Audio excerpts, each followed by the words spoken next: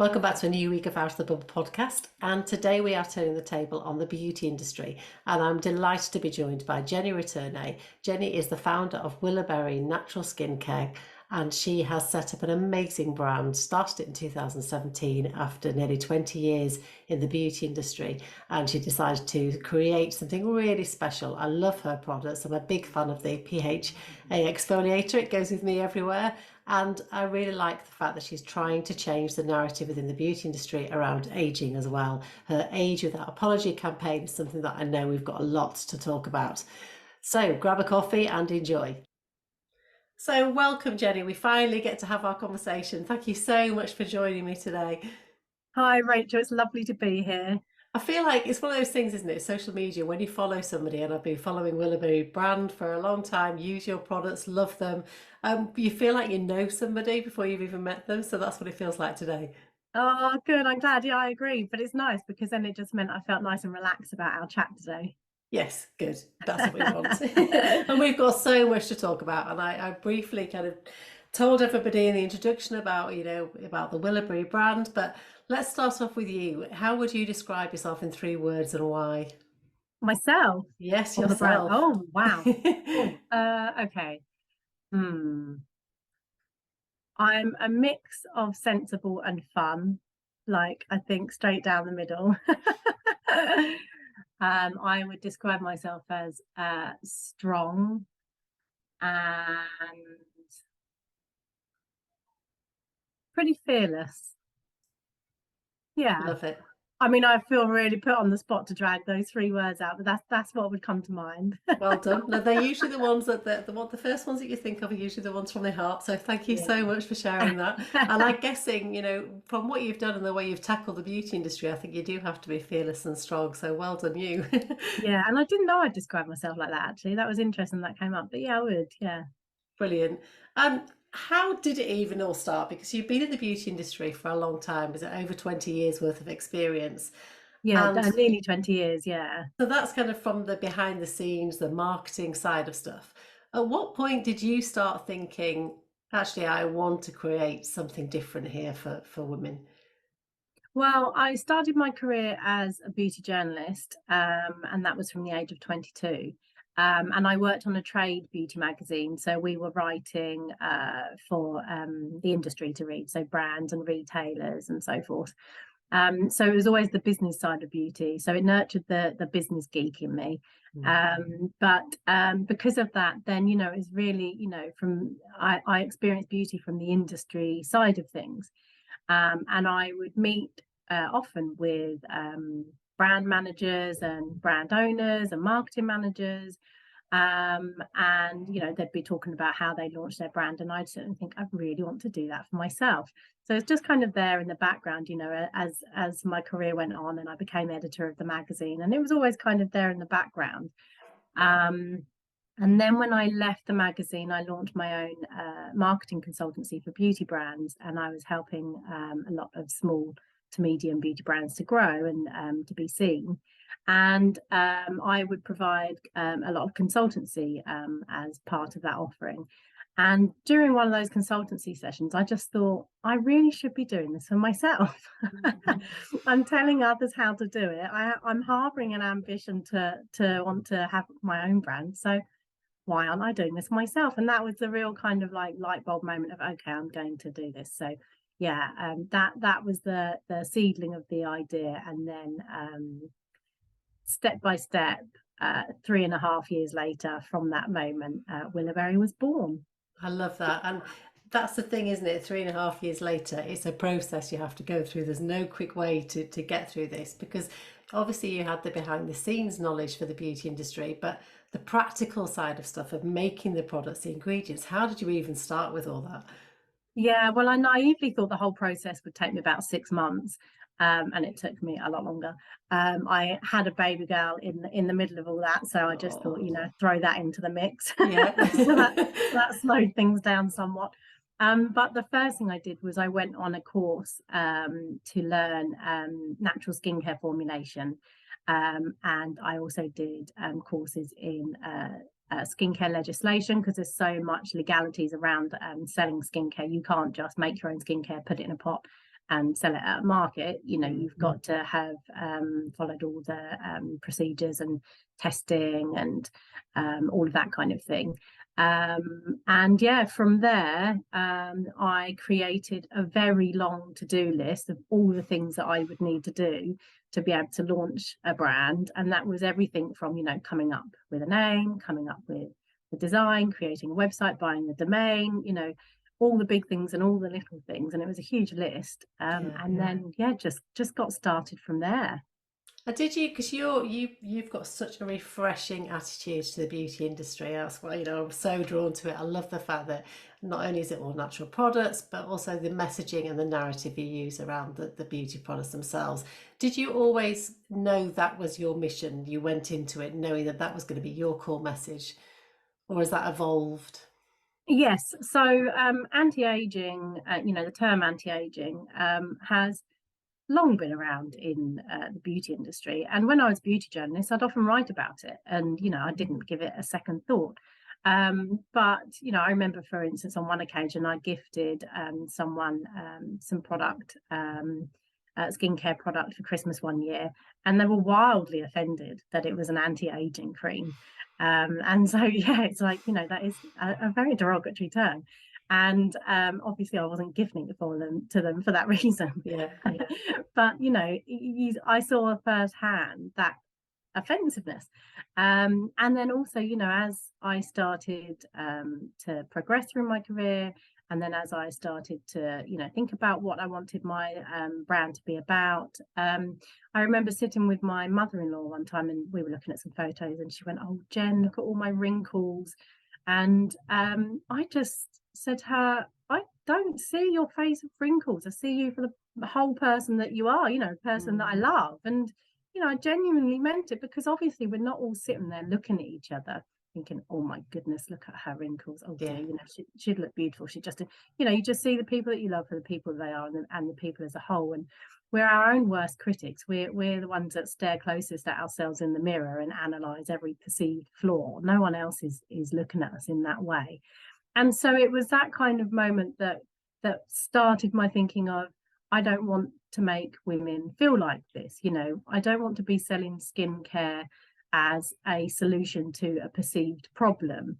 And I don't want to be feeding that narrative of anti-age and telling women that beauty, youth equals beauty, and that you need to be trying to reverse your face. You know, to me, skincare is about getting your best skin and making you feel good about yourself at the same time. You know, I as a brand, I feel I have a responsibility to help women feel good about themselves, not make them feel bad about themselves and therefore, you know, sell a product off the back of that. So yeah, it's been very ingrained from the start, and we've never used the term anti-aging, and we've always championed you know, feeling better about yourself. And then as the brand went on, a kind of a couple of years in, that was when our tagline "Age Without Apology" evolved. Yes, I Because love that. yeah, because it's like, you know, when I don't sit there and refer to Willowberry as pro-age, you know, it's not even about because you don't want the kind of not there's anything wrong with pro-age, but,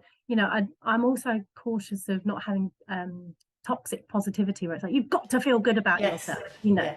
As we get older and our faces change, it is strange to kind of go through that. And you do look at something, oh, you know, you look different to how you used to look, or you look different to how you perhaps feel inside. But it's about, for me, and this is where it goes back to actually where I said, you know, I describe myself as half sensible and half fun. I've got that very kind of practical side to me, and realism side to me of, you know, we are all getting older. Our faces will change, we will get wrinkles whether we like it or not. So rather than spending 50 odd years, if we're lucky enough to live to old age, disliking our faces and fighting against it, we need to make peace with ourselves of how, you know, what we see in the mirror, and use skincare to help you look your best rather than trying to reverse your lines. Because, by the way, that is impossible with a pot of cream, because otherwise we'd all look 10 years younger, 20 years younger. And the brand with that amazing pot of cream that removes wrinkles would be very rich indeed. So Yeah, exactly. ultimately, it's selling hope in a jar. and ultimately it's selling a pot of disappointment because it Yeah. hasn't done what it promised to do. So Willowberry is all about we almost under promise and over deliver, rather than wildly over promising and then leaving our customers disappointed. Yeah, and the feedback from customers speaks for itself. The fact that it's been very much word of mouth, you've had some amazing publicity as well, but women are drawn to your message because it's we get sucked into the beauty brands that you go into a big department store and every single sign's got something about anti-aging or get rid of these wrinkles, or and it's kind of fed to women from very young age now, isn't it, from their 20s and 30s, and so it becomes a normal, and you're fighting against that, which I really love. There's obviously a bit of defiance in you, which I really like in a positive way. Yeah, definitely. And I think as well, not it's not just the language of age in beauty, but also the representation. So, having older women seen in beauty campaigns as standard, because otherwise you are literally sending out a message of invisibility and irrelevance of midlife and mature women. You're saying that youth equals beauty, and otherwise you're invisible. Yeah. Um, Didn't you take a so survey? Didn't you do a survey of 1,000 women, and something like 90, was it 97% came back and said they wanted to see older women represented in beauty campaigns? Yeah, and that was a real eye opener to us because at the beginning it all, it's very much about we're really pushing for better language around age and beauty. Mm. But that survey helped us to see that actually what was not just as important, but even more important to women was having older women represented in beauty imagery and Yeah, as standard rather than, the exception to the rule, yeah, because there are some older women in beauty campaigns, but it's the exception rather than the rule. yeah, So yeah, it was a big thing that came out of the survey. So we listened. It's yeah. 1,000 women spoke, and we listened. So you're listening, which is amazing. How do we get the beauty industry as a whole to start listening? Because it seems to me these core messages are everywhere. I did a survey, a body confidence survey, and 70% of the women over 40 said they felt invisible on the high street. How do we get these beauty brands to start changing the narrative and taking on board what we're saying as consumers? Because it's so difficult. It seems to me that you're fighting against a brick wall to get real change across the board.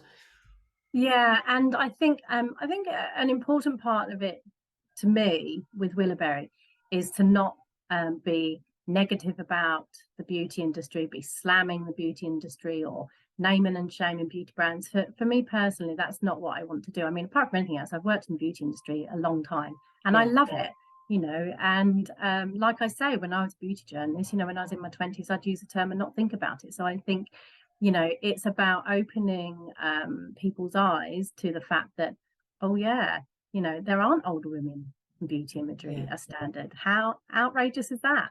Oh yeah, anti-aging, that's quite derogatory actually. We need to change our terminology. And some people, as our survey revealed, and I've heard it elsewhere as well, not everyone is offended by the term anti-age. Some people say, I don't care, and actually it helps me to find the type of product I'm looking for.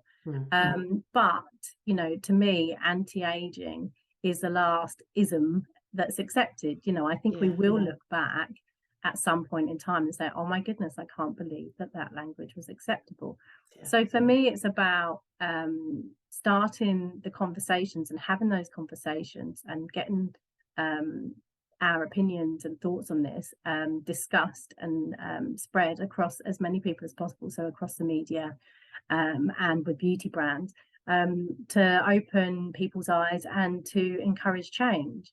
And it's one thing that I'm very proud of with Willowberry is that we're not just championing better age narrative within Willowberry, within our own brand, because I sat and thought, well, as a small brand, there's only so much change that we can implement from our own standpoint.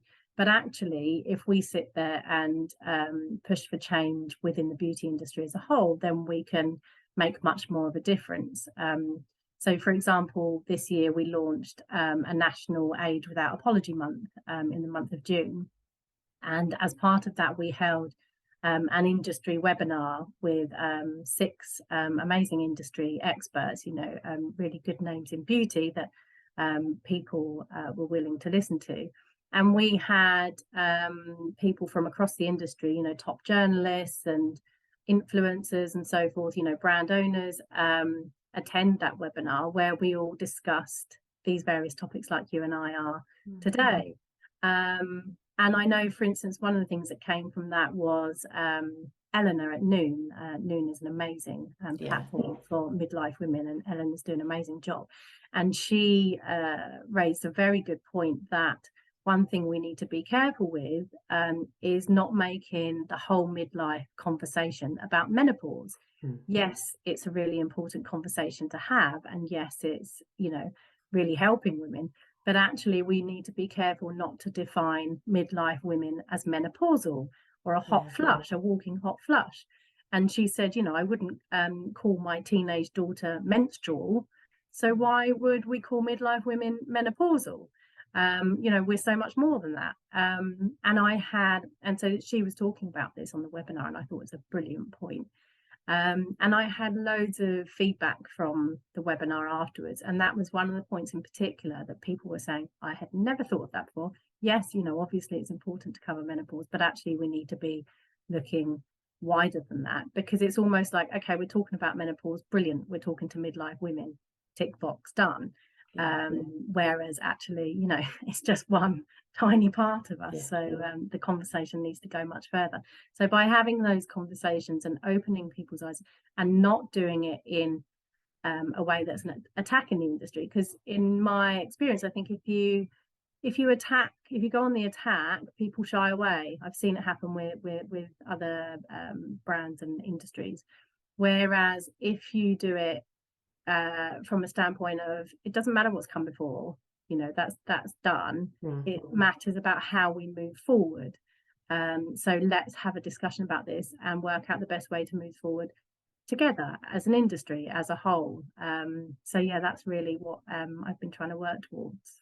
I did listen to that webinar. I did join that. That was really interesting. It was a really thought-provoking conversation, which is what we need lots more of. It was really good. And I know that aren't you on the Diversity and Inclusion Committee as well, aren't you, for the British Beauty? Are you the Diversity? The British Beauty Council. Yeah, they recognise the work that Willowberry was doing towards age inclusivity and beauty, and they invited us onto their DEI committee, the Diversity, Equity and Inclusivity Committee, to represent age. So yeah, just all of these kind of things that, something like the British Beauty Council has such influence across the whole industry. So yeah, things like that really matter. Yeah. What changes would you like to see happen sooner rather than later? I think some things are long term. For instance, you can't see anti-aging wiped off a pot overnight or off website articles, because it is what sells.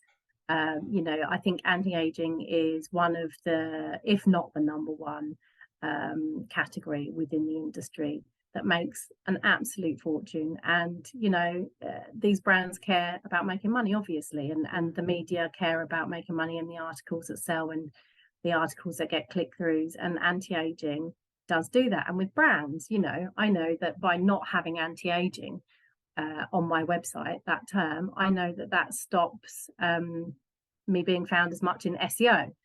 And I accept that, and I take the longer road, but I understand that brands and media won't want to wipe it off when it has such commercial value attached. But it's about creating new terms and new language and moving those forward, and ultimately changing women's mindset so they're searching for things other than anti-aging, so that anti-aging can eventually have less of a commercial benefit because it's replaced by other things, and then it can look at being removed. But overall, the changes that we hope to see are better representation of age, better conversation around age, and better language around age. And some of those things can be done very quickly, like including older women in beauty campaigns. Yes, I understand you can't take anti-aging off the pot tomorrow, but actually you could include older women in your next beauty campaign very easily. Have you surprised yourself at how driven and how passionate you've become about all this? Yeah, I just really care about helping women to feel good. And like I say, I feel like I have a responsibility as a brand owner. And, so I can sell product from a negative point of view, or I can sell it from a positive point of view, and I can sell product and help women to feel good at the same time, or I can just sell product. I like to help women feel good at the same time and know that I've done good and know that I'm not making anyone feel bad. And how a woman feels, I just think is so important. And we have customers who say, even in the reviews that they leave, they say, love these products, blah, blah, blah, but they also then say, and thank you for helping me to change how I look at myself. And I just think, wow, that's major. If we can change a woman's mindset, one woman at a time, to feel better about themselves when they look in the mirror, that to me is major. Yeah, absolutely. Because it's not just the products, and the products are beautiful. And I do notice it. I mean, the PHA exfoliator, I will not go anywhere without now. I love it. I'm addicted to it. Fabulous. But I do think that it is so much more than that. Because if women can see advertising, your advertising always has a beautiful collection of diverse women there that people can relate to. That makes them feel good. It does change their mindset about how they feel, but if they can see themselves and they can relate to somebody that in the packaging and in the marketing, I think that's the mindset that really strikes a chord with people, isn't it? Yeah, and we're all getting older. So if you're not old yet, you will be one day soon. If you're not midlife yet, you will be one day soon. Do you know what I mean? You're all going to be that person. So and like you say, going back to how women are spoken to from a very young age, even if you think about how we speak to our children, or how about age, or how older people are represented in storybooks, as a scary old man, or a witchy Grandma. old woman, or a grandma rocking in a rocking chair With grey hair. Yeah, that's it. And Yeah.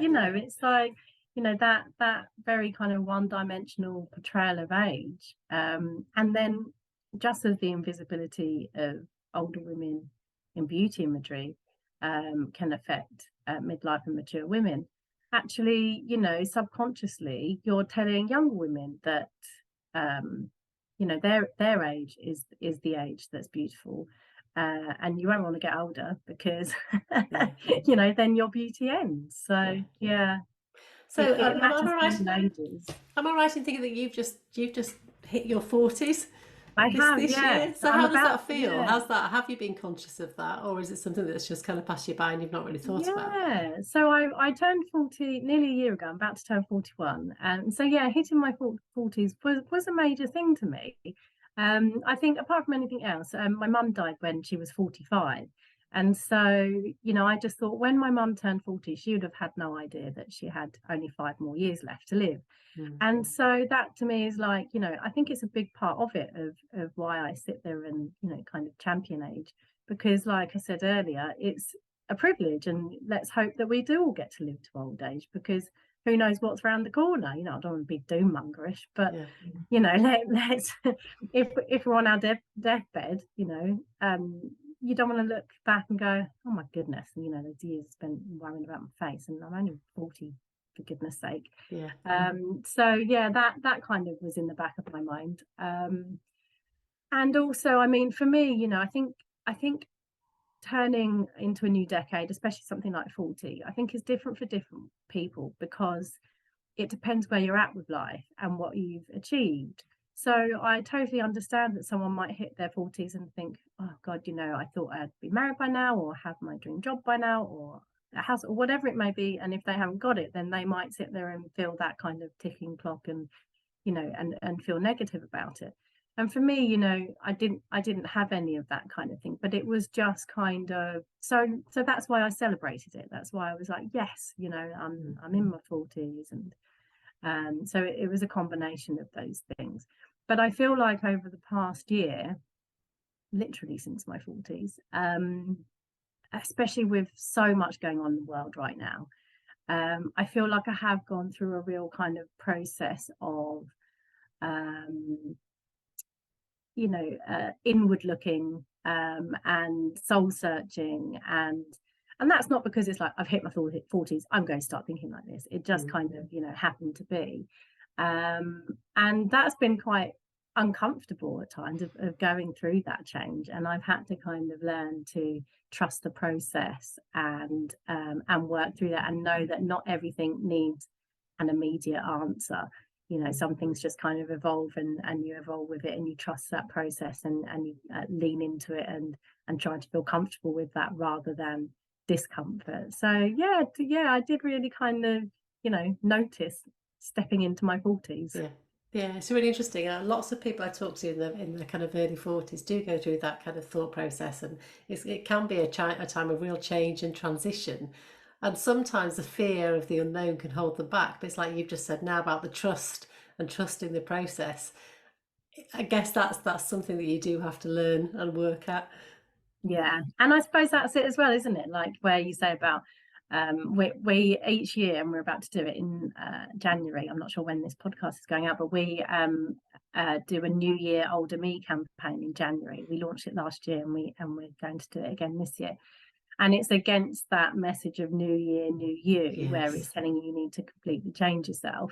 Actually, we say New Year Older Me, celebrate where you are, the learnings that you've learned over the past year, and especially over the year we've all just had, because, you know, the world's been crazy. You know, everything from war and cost of living crisis, you know, to things like the Royal Mail strikes, and, you know, all the upheaval with the NHS and the train strikes, you know, small things and big things. It's just constant discomfort and unknown.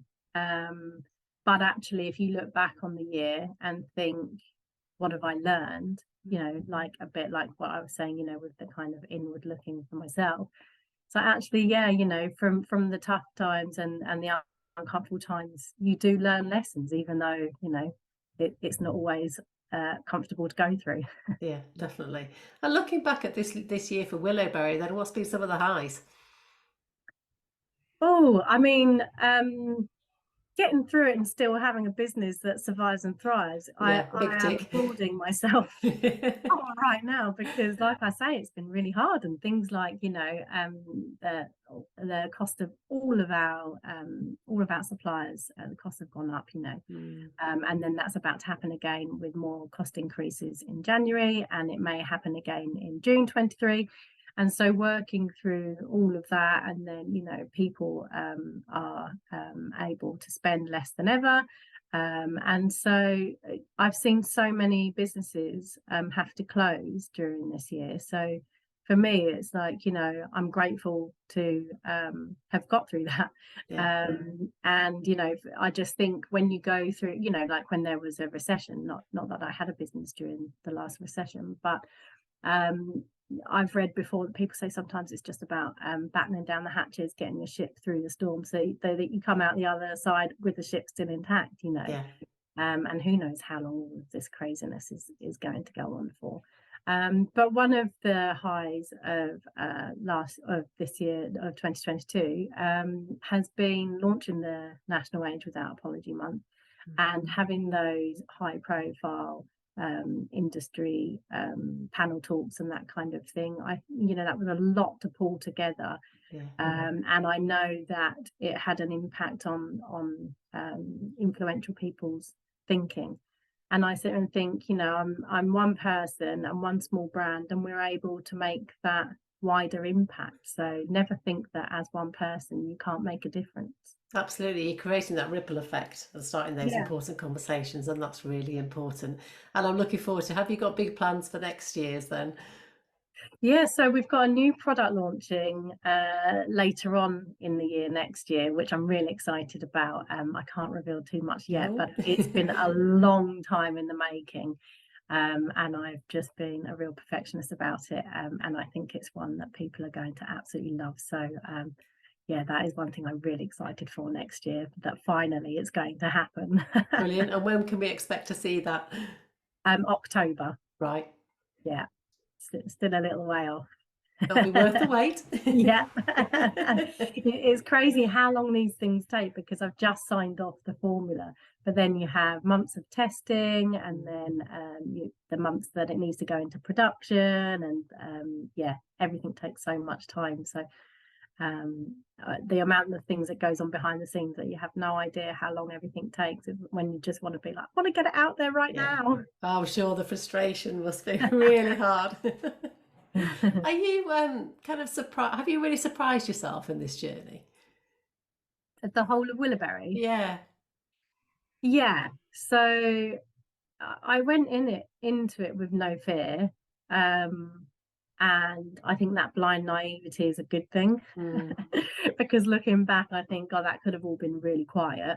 The beauty industry is absolutely heaving with beauty brands. And so to be able to create a brand that, you launch and then get noticed and then survive and thrive, and we at Willowberry is 5 years old now. And so, hitting that 5-year milestone, I was really chuffed with. And yeah, I think it comes down to one, having products that work really well. Like, it sounds so simple, but looking back, I think if you don't have that, you can have the biggest marketing machine behind you in the world, but if the product isn't brilliant, then people buy once and they won't buy again.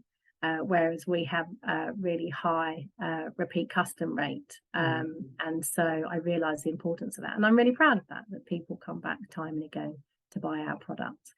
And then the other side of it is our values, and the fact that we have such strong and defined values of age without apology. That's what gets our brand noticed. Like you say, it's what draws people in and connects us with them. So yeah, I do look back and think, wow, how did that all happen? That could have been really quiet. Yeah. And do you allow yourself time to celebrate those as well? I do. I've got a Facebook group, and every Sunday I ask the women to celebrate their wins of the week, because I think we're really bad at just going on to the next thing without really acknowledging those moments and treating ourselves to that time to say, yay, look what I've done.